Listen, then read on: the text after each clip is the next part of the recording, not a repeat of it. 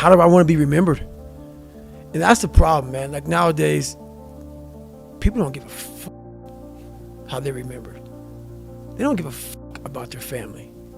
Everybody's equal. Their mom is equal to them. Their dad's equal to them.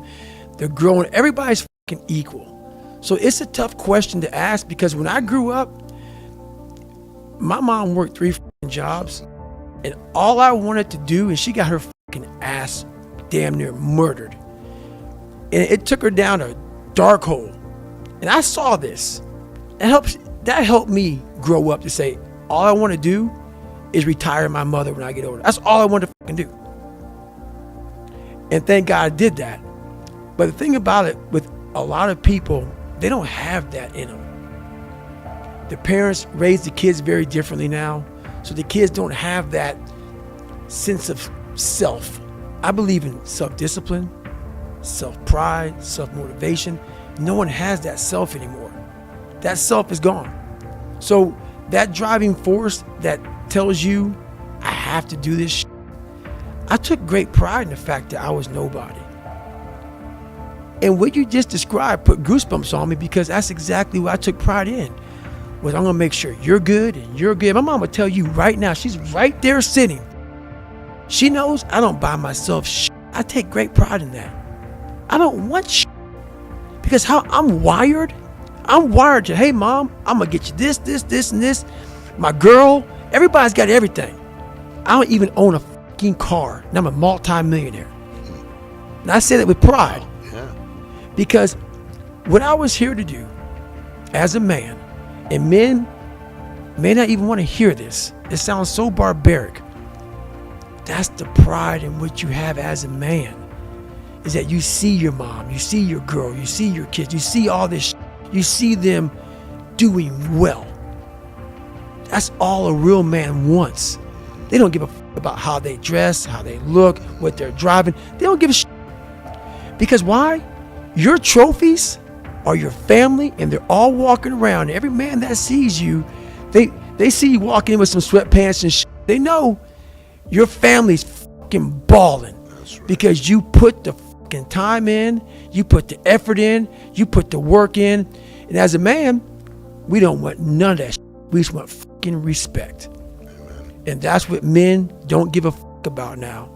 But the only thing I want is for my family to look at me and say, that's the man. Mm-hmm. Right there.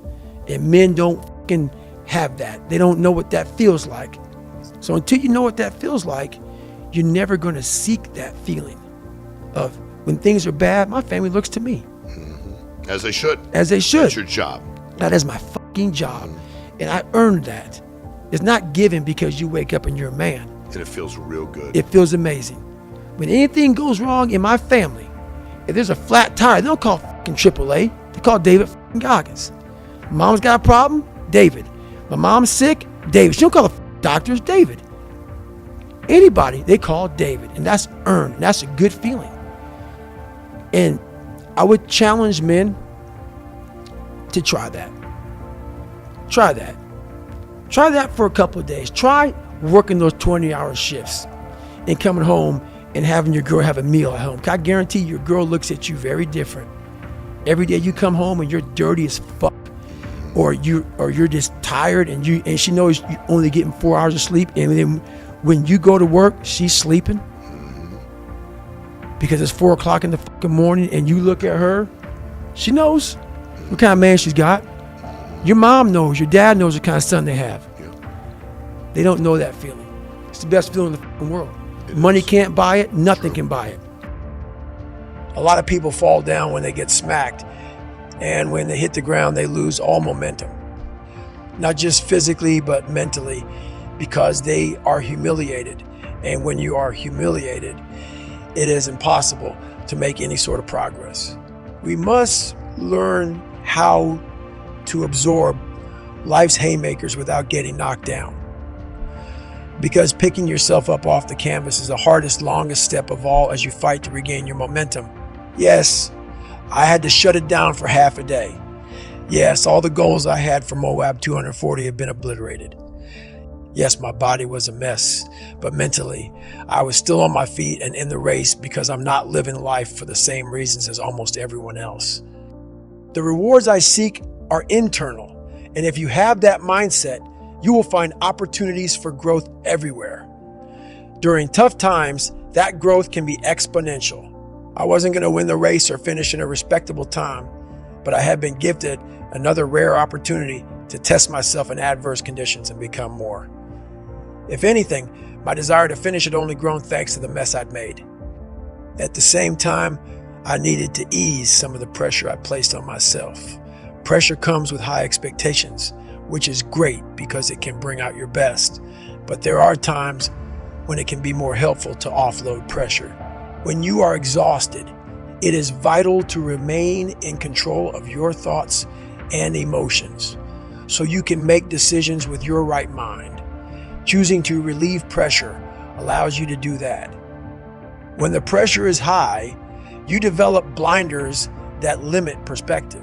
That's great for certain situations that demand a hyper focus, but when you're engaged in something that demands your maximum endurance, it's better to broaden your perspective and your awareness to absorb more of the experience, which enables maximum growth, both during the event and in the days and weeks to follow.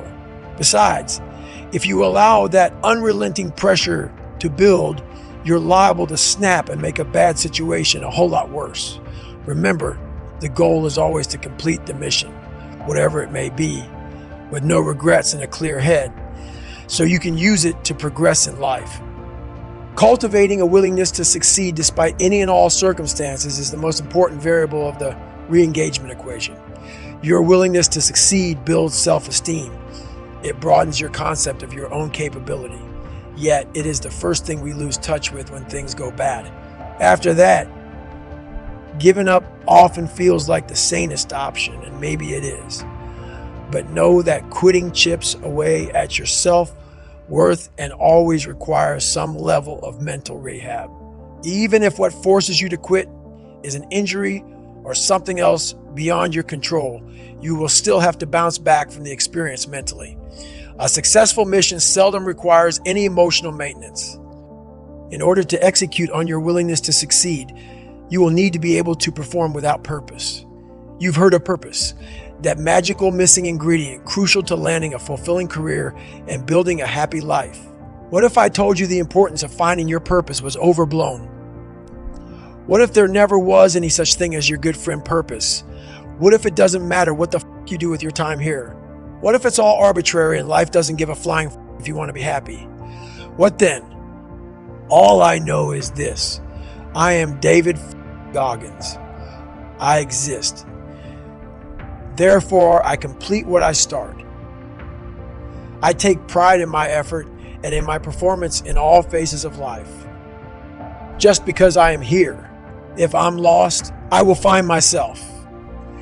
As long as I'm on planet Earth, I will not half-ass it. Anywhere I lack, I will improve because I exist and I am willing. This is the mentality we should all strive for when we're stuck. Because when you're in the hurt locker, you must be your own motivator, your own drill instructor.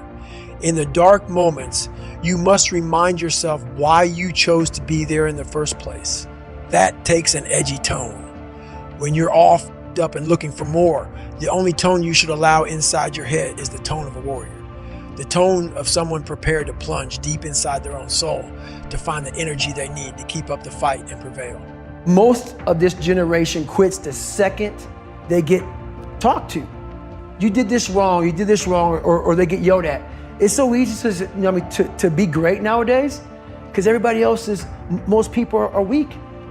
This is a softened generation. So if you have any mental toughness, any ability, if you have any fraction of self-discipline, the ability to not want to do it but still do it. People have a hard thing understand. I hate to run. And what makes me so crazy, it doesn't anymore, is people go, well, why do you run if you hate it? What are you talking about? I don't want to take showers and eat either. I hate that too. That's life, man. It wasn't until I changed that mentality that I became somebody. I hated going to school. So guess what? I was dumb as shit. That's what 1 + 1 is 2. But if you can get through to doing things that you hate to do, on the other side is greatness. That's what people don't understand. By me running, I am callous in my mind. I'm not training for a race. I'm training for life. I'm training for the time when I get that 2 o'clock in the morning call that my mom is dead or something happens tragic in life. I don't fall apart. I'm training my mind and my body and my spirit so it's all one, so I can handle what life is gonna throw at me, because the life I've lived, it throws a whole bunch at you. And if you're not physically and mentally prepared for that, you're just gonna crumble and you're good for nobody. You said I can be me. The second you said I can cuss and be me, and cussing, people say, man, you cuss all the time, why? Well, I hate to say it, the best way for me to get how I feel across, I can't sit here and say, you know what, yeah, I went through Hell Week and man, it was really hard. No, that takes your damn soul, rips it inside out, and then they say, now we're going to start. It allows me to express where I was at a point of my life. If I don't give you all of me, why the hell am I here? How will you learn from me? People take so much offense to me. You will never learn from people if we always tap dance around the truth. Oh God, I love that. We tap dance around the truth by finding the right words so I don't hurt you because you have thin skin. No, tighten up, people. Almost nothing in life is constant. Conditions and circumstances are perpetually in flux like the winds and the tide, which is why my mind is never fixed. I tack and adjust, forever searching for my new 100%. Age, health, and the responsibilities we carry can be limiting. That doesn't mean we should give in to those limitations or use them as excuses to let ourselves or our dreams go. But we can acknowledge them as long as we are committed to finding out what we can still do given those limits, whether they be temporary or indefinite, and maximizing that. Every day, thousands of people wake up to a life defined by newfound limitations that are difficult to accept. Maybe they've been diagnosed with a terminal disease or suffered a spinal injury. Could be they lost a limb or are suffering from PTS. More often, the shifting circumstances are not nearly so dire. Sometimes it's good news that changes the equation. Maybe you are a new parent or landed a lucrative gig that demands 10 to 12-hour workdays. Could be you recently got married, which means you have to consider more than just your own goals.